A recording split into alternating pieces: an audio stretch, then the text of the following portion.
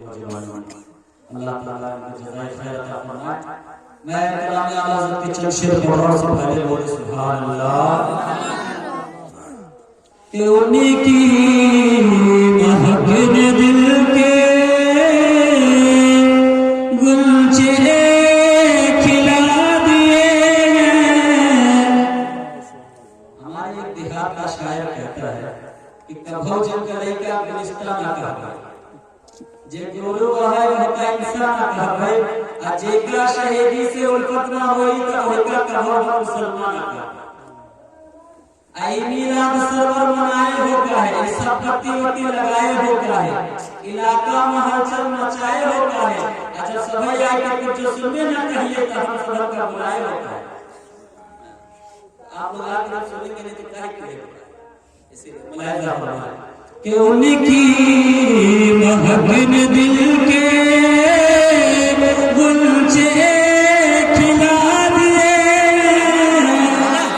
गुलचे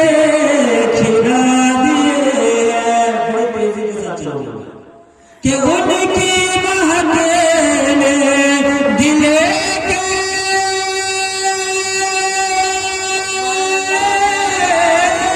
उनकी महक ने दिल के गुलचे खिला दिए, गुलचे खिला दिए। और जिस राह चल गए कूचे बसा दिए, कूचे बसा दिए, कूचे। और अल्लाह का ये शेर मुलाहिजा फरमाए। अल्लाह की शायरी अल्हम्दुलिल्लाह क्या कहना, एक एक बंद में ना जाने कितने बंद खुलते हैं, कितने बंद खुलते हैं। हम बचपन में सुनते थे चकबंदी, फिर एक दौर आया सुनने लगे नसबंदी। देहातों में देखा बेड़बंदी, गलियों में देखा देवबंदी, सोचे लगे बंदी क्या है। भारत में अगर 8 घंटे की बंदी हो जाए तो 24 घंटे का कारोबार चौपट, 8 घंटे की बंदी हो जाए।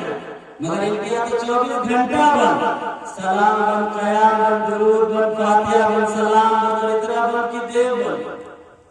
जब इन्होंने बंद करना शुरू किया तो हमने भी बरेली शरीफ का फरमान भी खोलना शुरू कर दिया और ऐलान कर दिया कि न रोकने से ये रुक सकेगा, न बंद करने से बंद होगा। बोलते रहिएगा तो मैं भी बोलता रहूंगा कि न रोकने से ये रुक सकेगा, न बंद करने से बंद होगा। कि जहां गुलामे रज़ा रहेंगे वहां दुरूद व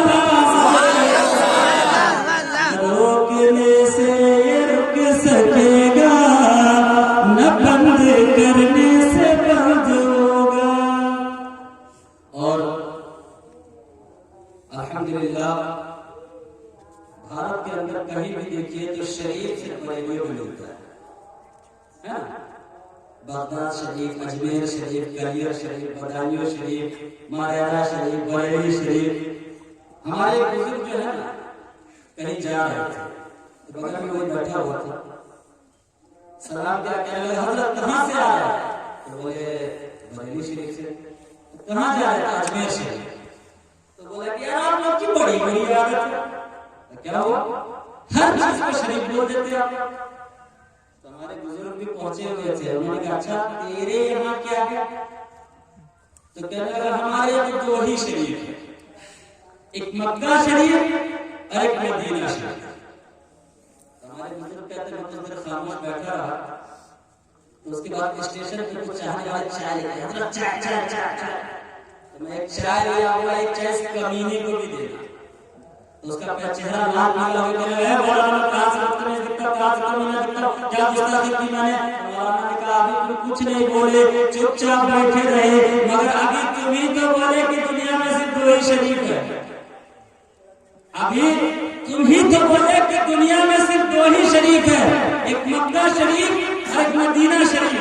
तो तुम लोगों में से तो हो नहीं। न मक्का हो न मदीना हो तो पता चला कमीना। अक्ल होती तो खुदा से न लड़ाई लेते, अक्ल होती तो खुदा से न लड़ाई लेते, ये घटाए उसे मंजूर पढ़ाना तेरा। इसीलिए शेर मुलायजा फरमाए कि जब आ गई है जोशे रहमत पे उनकी आंखें, रहमत पे उनकी आंखें, रहमत पे उनकी आंखें, कि जब आ गई है जोशे, कि जब आ गई है जोशे रहमत पे उनकी आंखें, जलते बुझा दिए हैं, रोते हंसा दिए, रोते हंसा दिए, रोते। और मेरे हुजूर अपनी उम्मत से किस कदर मोहब्बत करते हैं। देखिए एक आदमी रात में चूल्हा जलाए, वैसे तो आंसू सबके गिरते हैं अपने तौर पर, कुछ लोगों के दामन पे गिर जाते हैं, कुछ लोगों के रुखसार पर ठहर जाते हैं, कुछ लोगों की आंखों में रह जाते हैं। अगर रात भर चूल्हा जला के चूल्हा के सामने आंसू बहाया तो चूल्हा की आंखें ठंडी नहीं हुई, मगर जब मेरे नबी की आंखों से आंसू बहते हैं तो आला हज़रत फरमाते हैं कि अल्लाह क्या जहन्नम अभी ना सर्द होगा, अभी ना सर्द होगा, कि अल्लाह क्या जहन्नम अभी न सर्द होगा, अल्लाह क्या जहन्नम अभी न सर्द होगा। रो रो के मुस्तफा ने दरिया बहा दिए, दरिया बहा दिए, दरिया बहा दिए। और जमाने के अंदर हर तरह के लोग मौजूद होते हैं, कुछ अच्छे होते हैं, कुछ बुरे होते हैं और कुछ महाबुरे होते हैं। तो जो अच्छे होते हैं वो अहले सुन्नत वल जमात में होते हैं, जो बुरे होते हैं देवबंदी वहाबी होते हैं, जो उससे बुरे होते हैं वो गैर मुक़ल्लिद होते हैं, किसी इमाम को मानते ही नहीं। बहरहाल मैं अभी आला हज़रत का कलाम पढ़ा, आप लोग सुनिए, मजे से। उसमें मैंने कुछ बातें भी कही, मगर सोचिए जरा, अगर वो बातें ना हो जो कि हकीकत है, अगर ना हो तो महफिल में मजा भी ना आए, आधी इस रात में। ठीक है, मैं अपनी जिंदगी में बहुत सारी जगह रहा, तकरीर किया, बयान किया, मगर पहली बार मैं इतना बन ठन के कहीं बैठा, या हमारा वादा चल गया। ये पहली जगह है जहाँ पे मैं इतना बन के आया। अल्लाह हम लोगों की हाजिर कबूल फरमाए। अल्लाह रब्बुल इज्जत अपने पाक कलाम में इरशाद फरमाता है, वमा आताकुम रसूल फखुज़ूह, नबी जो भी दे वो ले लो। यानी कि सिर्फ नमाज ले लो, यानी कि सिर्फ रोजा ले लो, जो भी दे वो ले लो। जो भी कौन दे सकता है, जिसके पास होता है वही ना देता है, जिसके पास होता है वो कहाँ से देगा। किसी साहब से आपने 10 रुपए मांगे, उसने निकाल के दिया, कहा और चाहिए, तो आपको समझ में आ गया है मटेरियल अभी अंदर है। किसी से आपने 20 मांगा, उसके 10 मिले तो इधर देखेगा उधर देखेगा। तो इसीलिए जिसके पास होता है वही देता है, और लेने देने की सलाहियत जिंदे में होती है, मुर्दे में नहीं होती है। कभी आपने किसी मुर्दे को ट्रक चलाते हुए देखा, बस चलाते हैं, गाड़ी चलाते हैं? अगर एक मुर्दा कब्रिस्तान से उठ करके आए, पान की दुकान पे आके खड़ा हो जाए पान की दुकान पे आए खड़ा हो गया, कहे पान वाले से एक बंडल बीड़ी दो। पूरी दुकान छोड़ के चला गया, पूरी बीड़ी, क्योंकि नमूना दे सकता है, ले सकता है, लेने देने की सलाह जिंदे में होती है, मुद्दे में नहीं होती है। तो हम लेने वाले, नबी देने वाले, जब हम लेने वाले जिंदा, तो ऐसा कैसा हो सकता है कि देने वाला मुर्दा? जो देता है, जो लेता है वो जिंदा है, तो देने वाला भी जिंदा होगा। और कैसे जिंदा है हुजूर? मेरे नबी कैसे जिंदा है? ऐसे जिंदा है कि नबी ये पाक ने हमें क्या क्या दिया है। तो शरीयत मुस्तफा से ले लो, तरीक़त मुस्तफा से ले लो, मार्फत मुस्तफा से ले लो, इज्जत मुस्तफा से ले लो, शोहरत मुस्तफा से ले लो, जिंदगी मुस्तफा से ले लो, जिंदगी मुस्तफा से ले लो, शादी ब्याह का तरीका मुस्तफा से ले लो, जीने मरने का तरीका मुस्तफा से ले लो। क्यों? क्योंकि मुख्तार कायनात है, जो चाहो मांग लो। बोले सुभान अल्लाह।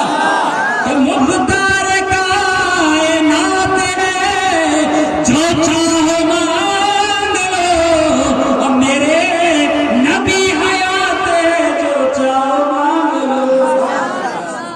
और मैंने कल कहा था जिस महफिल में अली का जिक्र ना, और मैंने ये भी कहा था कि अली का जिक्र ईमान है। तो हुजूर हज़रत अली करमल्लाहु वजहुल करीम की शान में एक मरतबा पढ़ता हूँ बस। नात का मरतबा बहुत बेहतरीन है। उम्मीद है लोग उछल उछल के सलाम जवाब देंगे।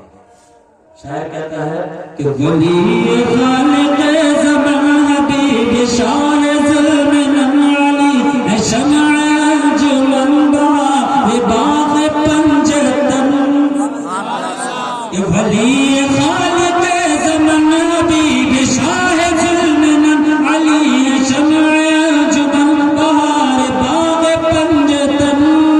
कि फिज़ा पे जाके बेकमल महक उठे गुलो चमन, फिज़ा पे जाके बेकमल महक उठे गुलो चमन। चटक के बोली हर गली अली अली अली अली अली अली अली अली अली अली अली अली अली पलाटली। अली वो खुशकिस्मत है कि नबी की गोद में पले, हरम की छाँव के तले, वो जोश और वलवले के कांपते थे मरहले। कि नबी की गोद में पले, हरम की छाँव के तले, वो जोश और वलवले के कांपते थे मरहले। कि वो शेर हक जिधर चले, तो कुफ्र में थे ज़लज़ले, वो शेर हक जिधर चले, तो कुफ्र में थे ज़लज़ले। मचा दिए थे खलबली अली अली अली अली अली अली। और बाबे खैबर की जंग को अपनी निगाहों में रखे आला शायर लिखता है कि थके थके थे लश्करी, तुझे बुझे थे अस्करी, हुआ ये हुक्म सरवरी, न देर कर मेरे जरी। कि थके थके थे लश्करी, तुझे बुझे थे अस्करी, हुआ ये हुक्म सरवरी, न देर कर मेरे जरी। कि दिखा दे शान हैदरी, उखाड़ बाब खैबरी, दिखा दे शान हैदरी, उखाड़ बाब खैबरी। खुशी की फिर हवा चली अली अली अली अली अली अली अली अली अली अली अली अली। और अली कौन है? कि हरम के वो गुलाब है, करम के वो सहाब है, शरफ के आफताब है, नजफ के महताब है। वो रश के शद शबाब है, अली कुली किताब है, वो रश के शद शबाब है, अली कुली किताब है। फिदा है उन पे हर वली अली अली अली अली अली। और इसी तरह हज़रत अली करमल्लाहु वजहुल करीम के दौर में अबू जहल, वैसे तो इस्लाम के दुश्मन हमेशा चाहते थे कि इस्लाम को गिराने का, उसका मजाक बनाने का कोई मौका मिले, है ना। तो हज़रत अली के दौर में अबू जहल को पता चला कि हज़रत अली के घर फाके चल, फाका समझते हैं, है ना। भूखा प्यासा रहना, खाने का खाना नहीं रहना। तो अबू जहल इस खिलाफ में था कि किसी तरह इस्लाम का मजाक उड़ाया जाए, इस्लाम के मानने वालों का मजाक उड़ाया जाए। वो ये सोच रहा था कि एक शख्स आ गया और कहने लगा, ऐ आप अरब के रहने वाले, मुझे कुछ दे दो, मेरी 2 बच्चियां जवान हैं, मतलब मुझे कुछ दो, मेरी 2 बच्चियां जवान हैं, उसकी शादी कर दी। तो अबू जहल कहने लगा, बहुत ठीक टाइम पे आए, बहुत अच्छे टाइम पे आए। तो वो भी हैरान हुआ, कितने अच्छे टाइम पे आए। तो कहने लगा, इतने अच्छे टाइम पे आए हो, एक घर बताता हूँ, घर बताता हूँ, एड्रेस पता सब सही लिख के देता हूँ, वहां चले जाओ, वहां से मिल गया तो कहीं जाने की जरूरत न पड़ेगी। बतिया तो ठीक है कह रहा था, लेकिन हसद में कह रहा था। तो उसने कहा कि अच्छा, जैसे किसी मौलाना साहब को पता चल जाए कि एक सेठ साहब से ही पूरे रमजान का खर्चा चलने वाला है, तो 15 शवाल से बिस्तर जम जाएगा, क्या जरूरत है दिन भर घूमने की, जब एक सेठ पूरे रमजान का खर्चा उठा रहा है। तो उसने भी सोचा, जब 2 बच्चियों की शादी का मामला, 2 बच्चों की शादी का जब खर्चा एक ही शख्स से निकाला है, तो उसने कहा, जल्दी बताओ उस शख्स का नाम जिससे बन जाए जिंदगी भर का काम। तो अबू जहल कहने लगा, नाम तो बताऊंगा, एड्रेस पता सब लिख के दूंगा, मगर जब वहां जाना तो वो पूछे, किसने भेजा, तो मेरा नाम ना बताना, मेरा नाम ना बताना। हर खबर को आज भी मौलाना फला मौलाना कैसा करता नहीं, नहीं करता। दूसरी जगह फला मौलाना ऐसा करता नहीं, लड़वाई। अरे भाई, चुगली खाने में क्या होता है? रोटी खाओ, दाल खाओ, भात खाओ, लड्डू खाओ, पेड़ा खाओ, बहुत शौक है जूता खाओ। चुगली खाने में नाश्ता भी नहीं होता है। उसने कहा, मेरा नाम ना बताना। जब कहा ठीक है, नाम नहीं बताऊंगा, तो एड्रेस पता लिख के दिया। अब जब पहुंचा है हजरत अली के दरवाजे पर, हजरत अली के दरवाजे को दस्तक दी है। हजरत अली ने दरवाजा खोला, और जैसे दरवाजा खोला उसने कहा, ए अली, तुम सलामत रहो, तुम्हारा खानदान सलामत रहे, वो अरब के सबसे बड़े रईस, अरब के सबसे बड़े रईस। हजरत अली ने ये नहीं कहा, मैं तो 10 दिन से फाते पे हूं, ये नहीं कहा, बल्कि ये कहा, तुझे किसने बताया कि मैं आपका सबसे बड़ा रईस हूं? तो उसने कहा, तो जिसने पता कर लिया उसने अपना नाम बताने में मना किया है। तो कहा, जा अच्छा जा, जब तक नहीं बताएगा उसका नाम तब तक नहीं बनेगा तेरा काम। तो भी सोचने लगा, नाम नहीं बताऊंगा तो काम नहीं बनेगा। तो धीरे से इधर देखा होगा, देखा, सोचा मुझे देख थोड़ी ना, नाम बता दिया। जब नाम बता दिया तो हजरत अली ने कहा, अच्छा, उसने भेजा है तो दूंगा, और इतना दूंगा कि तेरी हाजत पूरी हो जाएगी। जैसे ही कहा, कीजिए अली। हजरत अली ने ये नहीं कहा, रुक जाओ, दुकान से लाने दो, मकान से लाने दो, किसी से मांग के लाने दो, बल्कि हजरत अली कहते हैं, हाथ फैलाओ। क्या कह रहे? हाथ फैलाओ, शब्द देख लेना चाहिए, हाथ फैलाओ। हजरत अली ने कहा, हाथ तो फैलाओ। उसने कहा, अली पहले अंदर से तो कुछ लाइए, फिर हाथ फैलाइए। हजरत अली ने कहा, मैं अली हूँ, अली को अंदर बाहर की जरूरत नहीं, तुम हाथ फैलाओ। उसने हाथ फैलाया, अली ने लब से लब को मिलाया, हमारी मुबारक को जुम्बिश होने लगी, वो गुलाब की पत्तियां हिल रही है। हजरत अली कुछ पढ़ रहे हैं, पढ़ के साहिल की मुट्ठी में छूट कर दिया, कहा, जा, ना तू देख, न किसी और को दिखाना, जिसने तुझको मेरे पास भेजा, सबसे पहले उसी को दिखाना। जिसने तुझको मेरे पास भेजा, सबसे पहले उसी को दिखाना।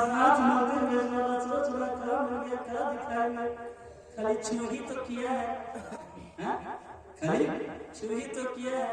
अब उधर अबू जहल ने आपके बड़े बड़े रईसों को बुला के बैठा दिया, आओ देखो मजाक चल रहा है। अली के दरवाजे पे गया, कुछ मिलेगा नहीं, आओ मजाक बनाएंगे। थोड़ी देर गुजरी, देखा कि वो देखो चला रहा, ना जेब में कुछ है, ना कंधे में कुछ, हाथ में हुआ चला रहा। दूर तक क्या मिला? तो साहिल कहता है, जो भी मिला ना मुझे देखने का ऑर्डर है, ना किसी और को देखने का, सबसे पहले तुझी को देखने का ऑर्डर। अबू जहल भी परेशान, कहा मिल गया, क्या देखेंगे। अबू जहल करीब जाकर देखता, साहिल ने मुट्ठी खोल के दिखाया। अबू जहल ने आंख मार के देखा, तो क्या देखता है, उस साहिल के हाथ में कीमती चमकदार मोती मौजूद था। अबू जहल हैरान हो गया, कहने लगा, अरे कहां से लाए, कहां से लाके लिए हो गया, तो खाने के लिए नहीं। तो शायर ने कहा, यार तुम तो यही के रहने वाले हो, तुम मुझसे पूछते हो, मैं तो कुछ लम्हों में क्या देखा हूँ और क्या समझा हूँ। उसने जो कहा अपनी ज़बान में, शायर कहता है कि जब उनके गदा भर देते हैं शाहाने ज़बान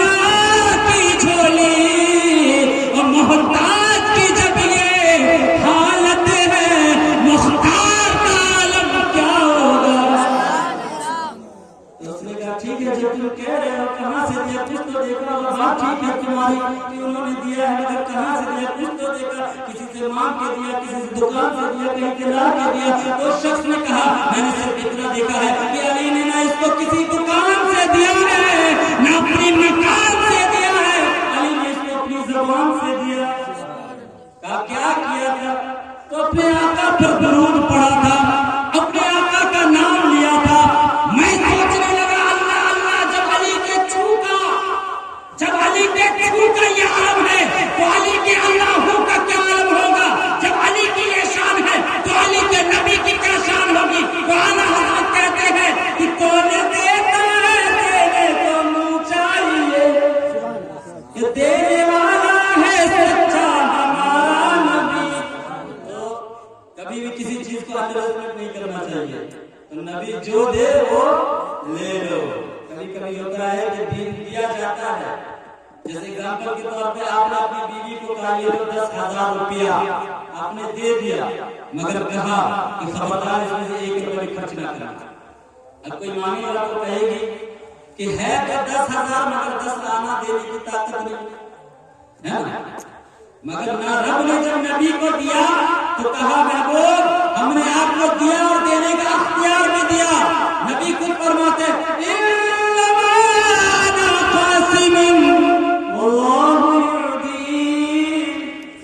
बेशक मैं तकसीम करता हूँ, अल्लाह अता करता है। हदीस मुबारक है, नबी कहते हैं मैं तकसीम करता हूँ, अल्लाह अता करता है। अब देखिए हम लोग यहाँ मदरसे के तालिब इल्म में बैठे हुए हैं और कुछ बच्चे मदरसे में पढ़ने वाले भी बैठे हुए हैं, और आप लोगों ने भी कभी ना कभी मदरसे की शक्ल देखी होगी बचपन में, है ना। तो मदरसे की तालीम को हल्के में नहीं लेना चाहिए। एक दिन एक काफिर यहूदी एक गांव में पहुंचा तो देखा सारे नौजवान और बूढ़े मुसलमान सब एकदम सर शरीर सीधे से, न कुछ पता है ना कुछ करना है। तो क्या देखा कि कुछ आदमी खेत में हल चला रहा है, कुदाली चला रहा है, कुछ आदमी लकड़ी काट रहा है। तो उसने जाके एक मासूम से मुसलमान को कहा, ऐ मुसलमान मैं तुझसे एक सवाल पूछना चाहता, 3 सवाल पूछूंगा, अगर उसका जवाब दे दोगे तो मैं भी कलमा पढ़ के मुसलमान हो जाऊंगा। ऐसी बात कोई भी सोचेगा भाई एक का इजाफा हो रहा क्या दिक्कत है? तो उन्होंने भी सोचा यार 3 सवाल का जवाब देने पे अगर ईगो का इजाफा होता तो आप पूछो। तो उसने कहा ऐसे नहीं, पहले गांव वाले को जमा करो। गांव वाले को जमा किया, कहा तख्त बिछाओ, तख्त बिछा गया, कहा कुर्सी लगाओ, कुर्सी लगाई। अब वो ऊपर चढ़ के बैठ गया, कहने लगा गांव वालों तुम इतने सारे मैं अकेला, मेरा एक सवाल, मेरे 3 सवाल है, उसका जवाब दे दो तो मैं भी कलमा पढ़ के मुसलमान हो जाऊंगा। और कलमा अगर जवाब ना दे पाया तो इसका उल्टा करना पड़ेगा, तुम्हें मेरा मजहब अपनाना पड़ेगा। सारे लोग तो खामोश हो गए, सोचने में पड़ गए कि यार इस सवाल का जवाब दे दें तो एक मुसलमान और नहीं दे पाए तो हम सबको जाना। तो थोड़ी देर सब खामोश थे, इतने में बीच में से एक कल्लू पहलवान है खड़े, कहने लगे अगर पहलवानी की बात आई तो किसी को पछाड़ने की ताकत रखता हूँ, तेरे सवाल का जवाब मैं दूंगा। उसकी बात सुन के एक बीच में से जुमराती भाई खड़े हुए। पहले के नाम ऐसे ही होते थे ना, जो जुमरात का पैदा हो गया जुमराती, जो मंगल का पैदा हो गया मंगली, जो जंगल में पैदा हो गया जंगली। तो ऐसे ही नाम था। मेरा नाम जुम्मन जुमराती है, अगर बात आई ना जुमरात वाली तो पीछे नहीं हटूंगा, तेरे सवाल का जवाब मैं दूंगा। सारे लोग ने एक्सेप्ट कर लिया, हाँ देंगे जवाब, पूछ। इतने सारे किसी न किसी के दिमाग में तो आ ही जाएगा। तो उस शख्स ने कहा ऐ मुसलमानों बताओ खुदा भी क्या कर रहा है? अब देख के आए हो तो मैं बताया कि खुदा भी क्या कर रहा है, देखा ही नहीं तो पता कहां से चलेगा। सारे सोच में पड़ गए यार ये क्या पूछ लिया, हम तो नबी को नहीं देखे तो खुदा की बात कर रहा, हमें कैसे पता खुदा क्या सब सोच रहे थे। आप जुम्मन भैया हाथ चेहरे पर रख के सोच रहे हैं, गलत फंस गए। कल्लू पहलवानी की बात होती तो अभी एक धोबी पछाड़ना सीधा हो जाता, मगर पूछ लिया कि खुदा भी का कलाम कैसे बताया। इतना सोच ही रहे थे मुसलमान की, उसने दूसरा सवाल पूछ दिया, क्या है मुसलमान बताओ खुदा का रुख किधर है? खुदा का रुख किधर है? सब सोचने लगे यार पहले सवाल का जवाब नहीं मिला है, दूसरा सवाल फिर ठोक दिया पकड़ के। कुछ देर और गुजरी थी तो उसने पूछ लिया, ऐ मुसलमानों बताओ खुदा अभी क्या कर रहा है? 3 सवाल हो, परेशान हो गए लोग, सारे लोग परेशान थे, सब सर पर हाथ रख के कुछ रो रहे हैं, कुछ परेशान हैं। इतने में एक मदरसे का बच्चा सीने में किताब लगाए हुए मदरसे से आ रहा था। उसने पीछे वाले से हिला के कहा, क्या बात है तुम लोग रो रहे हो? ऊपर बैठ के खरीस का बच्चा हंस रहा है। तो चचा बोले कि बेटा हम लोग तो फंसे हुए, तुम क्या फंसना चाहते, पीछे से निकल जाओ। तो बोले मैंने तालीम हासिल की इसलिए नहीं कि मेरी कौम मुसीबत में हो मैं पीछे से निकल जाऊं। तो कहने लगा कि यार उसने कुछ सवाल पूछा है। अच्छा क्या सवाल है? जाओ उसी से पूछो। तो बच्चा ऐसे घूम के आया, प्यार से नहीं कहा क्या बात है, हजार खा मुसलमानों को मासूमों को। तो कहने लगा बच्चा तू क्या जवाब देगा? जब चच्चा लोग जवाब नहीं दे पाए तो बच्चा कहां से जवाब देगा? तो कहने लगा अच्छा कभी कभी बच्चा चच्चा से आगे निकल जाता है। जैसे एक कौवा अपने बेटे को समझा रहा था, बेटा जब कहीं बैठे रहो देखना कि कोई आ रहा है, आके जमीन पे झुक रहा है, झुक के ढेला उठा रहा है, जैसे ढेला उठाए हाथ बढ़ाए भाग। तो बच्चा भी बड़ा होशियार था, तो बाप से कहने लगे अब्बा जब वो आई जी नीचे झुकी ढेला उठाई तब हम भागे। कहीं रास्ते से ढेला लेके आ रहा होता, कहीं रास्ते से ढेला लेके आ रहा होता, इसीलिए कभी कभी बच्चा भी चच्चा से आगे निकल जाता है। तो कहता बच्चे तू क्या जवाब देगा जब तेरा चच्चा सब जवाब नहीं दे पाया? कहा बच्चे को कम समझता है, पूछ तो सही सवाल। तो कहने लगा सवाल ये करो, तेरे सवाल का जवाब मैं दूंगा, मगर एक बात बता, सवाल करने वाला साइड में रहा, जवाब देने वाला। तो कहने लगा जवाब देने वाला। तो कहने लगा बच्चा कि तू सवाल करने वाला साइड, मैं जवाब देने वाला दाता, तू कमतर मैं बढ़कर, पहले ऊपर से नीचे। उसको नीचे बुलाया, बच्चा खुद जाके चढ़ के बैठा। कहने लगा पूछ क्या सवाल है, पूछना क्या सवाल है? कहने लगा अभी पूछ कर रहा है, जब सवाल सुनेगा तो कुर्सी से नीचे ठिसक के आ जाएगा। यही बात हो ही रही थी, पूछना तो तुझे पता नहीं, कुरान शरीफ सीधे से लगा के आया हूं, पूछ मुझसे। तो उसने कहा बताओ बच्चे खुदा अभी क्या कर रहा है? कहा क्या? दोबारा पूछ सुनाई नहीं दिया? अरे बताओ खुदा अभी क्या कर रहा है? कहा पूछ फिर से बोल क्या? कहा बताओ खुदा अभी क्या कर रहा है? मुझे अभी समझ में नहीं आया। तो मेरा खुदा तुझे ऊपर से नीचे कर रहा है, मुझे नीचे से ऊपर कर रहा है।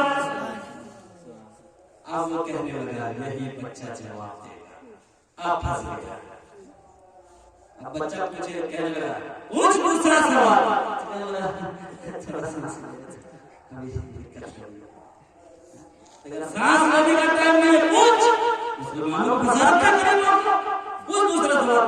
वो भी गोल गुस्से में गया, अच्छा दूसरा सवाल पूछे, बताओ अभी तुम्हारा खुदा का रुख किधर है? तुम्हारे खुदा का रुख किधर है? तो बस इतनी सी बात। इशारा किया, मजमा के बच्चे गए थे, इशारा किया, बच्चा गया तो इशारे से बताया मोमबत्ती लेके, मोमबत्ती लाके रख दिया जला के। कहा है यहूदी मैं बता तो दूंगा कि मेरे खुदा का रुख किधर है, पहले तू ये बता इस मोमबत्ती का रुख किधर है, पहले तू बता इस मोमबत्ती का रुख किधर है। तो उसको जला के देख रहा है, दाएं करीब बाएं करीब ऊपर नीचे चारों तरफ घूम रहा। कहने लगा है बच्चे इस मोमबत्ती का रुख किधर है मुझे नहीं पता। तो बच्चे ने कहा ये मोमबत्ती जिसे तू भी बना सकता है, मैं भी बना सकता हूँ, तेरी बनाई चीज मेरी बनाई चीज जो कि नूर और रोशनी फैला रही है। जब तुझे इसके रुख का नहीं पता तो जो नूर ही नूर है उसके रुख का पता भला क्या होगा? जो नूर ही नूर है। अब गले में लगी सांस। अब बच्चा तो कहने लगा पूछ क्या हुआ? जितने कल्लू पहलवान साहब जुमराती भाई मंगली भाई साहब नारे तकबीर नारे रिसालत शुरू हो गया। यही बच्चा जवाब देगा, यही फंसाएगा इसको। अब तीसरा सवाल का तीसरा पूछ। तो आजू बाजू देख करके कल्लू पहलवान भाई को कह रहा है दूर लोग आएंगे। अगर हिला तो समझ लो धोबी पछाड़ी ही लगा हमको फंसा रखा था। देखो चचा का बच्चा कामयाब हो गया, चचा का बच्चा कामयाब हो गया है, जवाब दे रहा है। तीसरा सवाल पूछ। तो शख्स ने कहा अच्छा अब तो पूछना ही पड़ेगा, फंस गए कुछ नहीं करता। तो कहने लगा बताओ बच्चे खुदा से पहले क्या थे, खुदा से पहले क्या था। सोच के नहीं की बात है। खुदा अच्छा मैं बता दूंगा खुदा से पहले क्या था, मगर पहले 10 से उल्टा गिनेंगे। किससे? 10 से उल्टा गिनेंगे।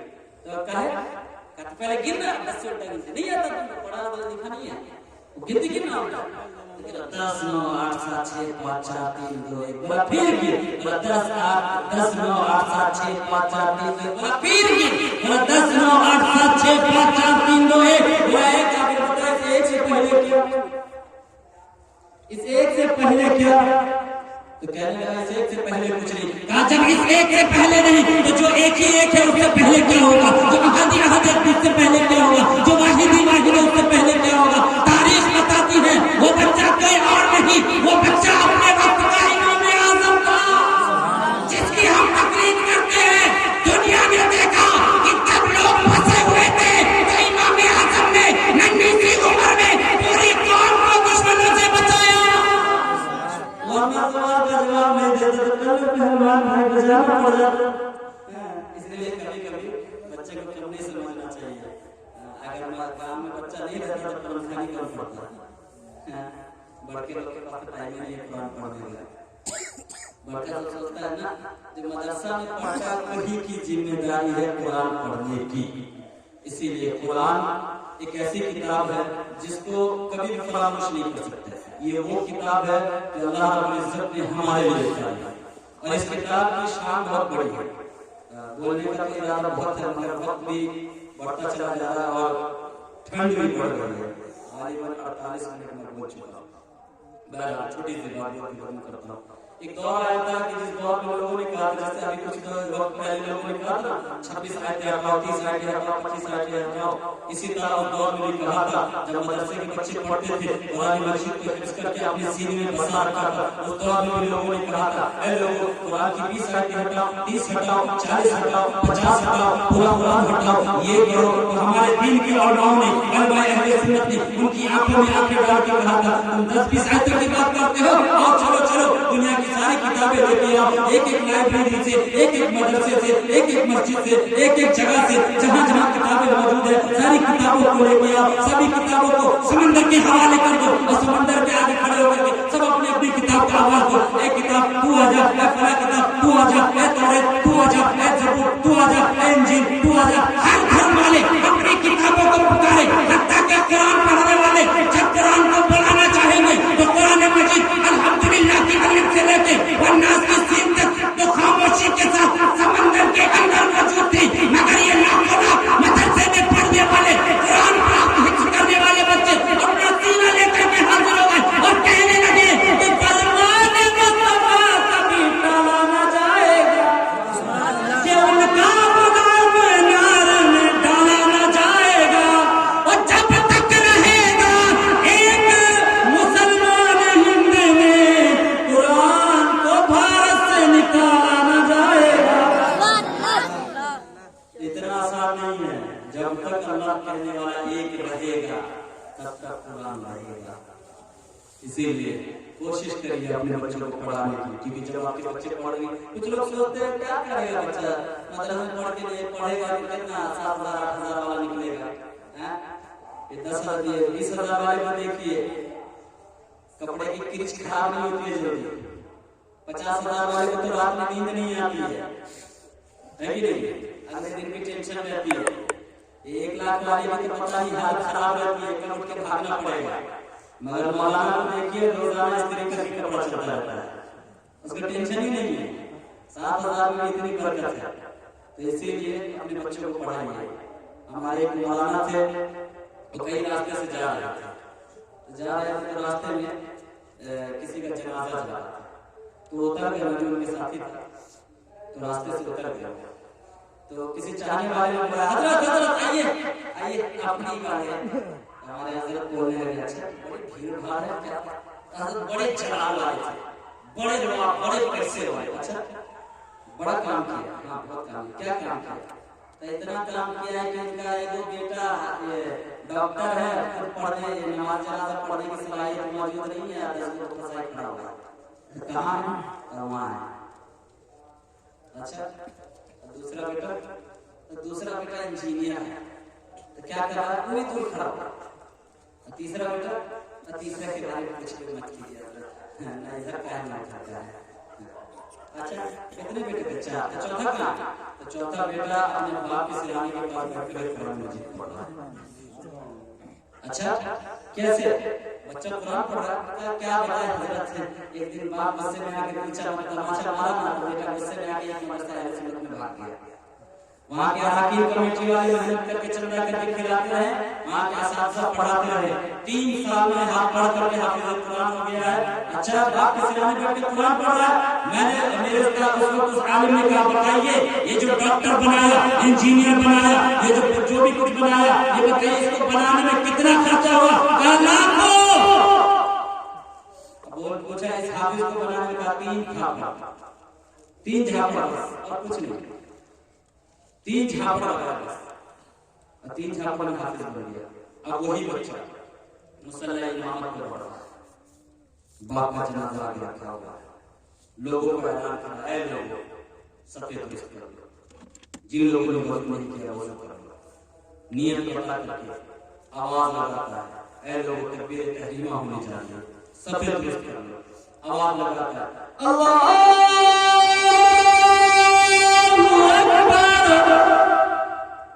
के नियत मान के सना पढ़ करके फिर तकबीर लगाए, तकबीर पढ़ के फिर दुरूद इब्राहिम पढ़ के फिर पढ़ा अल्लाहुम्मा क़ल्ली हय्यिना, अल्लाह बख्श दे हमारे जिंदों को, अल्लाहुम्मा क़ल्ली हय्यिना व मय्यितना, अल्लाह बख्श दे हमारे मुर्दों को। बताइए जरा, अगर ये मदरसे में ना पढ़ा होता तो आज ये ना कह रहा होता। पढ़ने के लिए, ये कहने के लिए इल्म होना जरूरी है।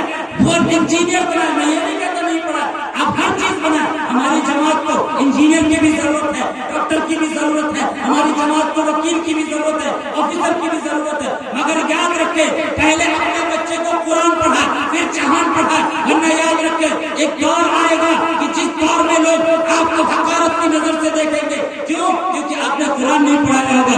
जब आप अपने बच्चे को कुरान पढ़ाएंगे तो कुरान तो कहता है तो तू मुझे क्या पढ़ा के दे, मैं तेरे बच्चे को जहान न पढ़ा तो मुझे कुरान पढ़ा। अपने बच्चे को कुरान पढ़ाइए, खुद भी कुरान पढ़िए। हाँ, क्योंकि ये वो किताब है जिसके पढ़ना, सुनना, देखना, हत्ता के इसकी तरफ उंगली बढ़ाकर छूना भी सवाल।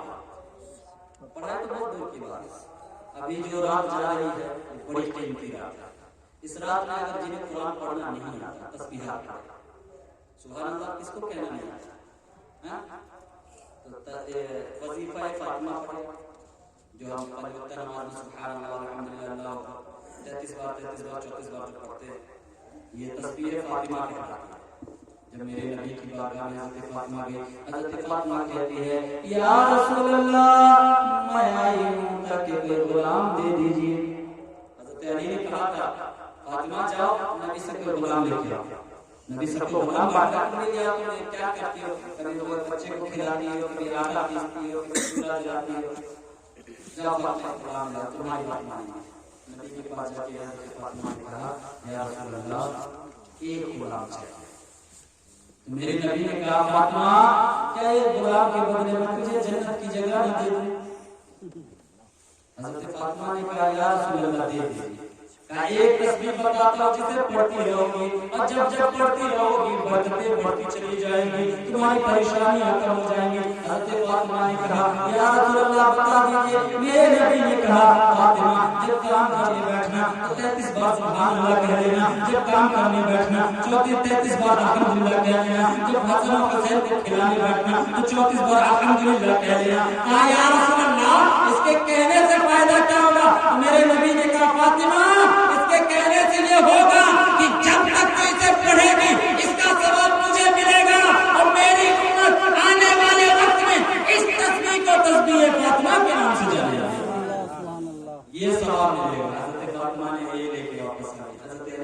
क्या वो गुलाम लेके नहीं है? क्या गुलाम से बेहतर चीज लेके आई है? तो गुलाम तो थोड़ी देर काम करता, मगर मुझे जो चीज मैसर हुई है वो चीज अब तक किसी को नहीं मिली है। तो इसीलिए अपने बच्चों को भी पढ़ाना सिखाया, खुद भी पढ़े। और मैं वक्त ज्यादा हो गया ना, खत्म कर दिया जाए, 11 बज गया।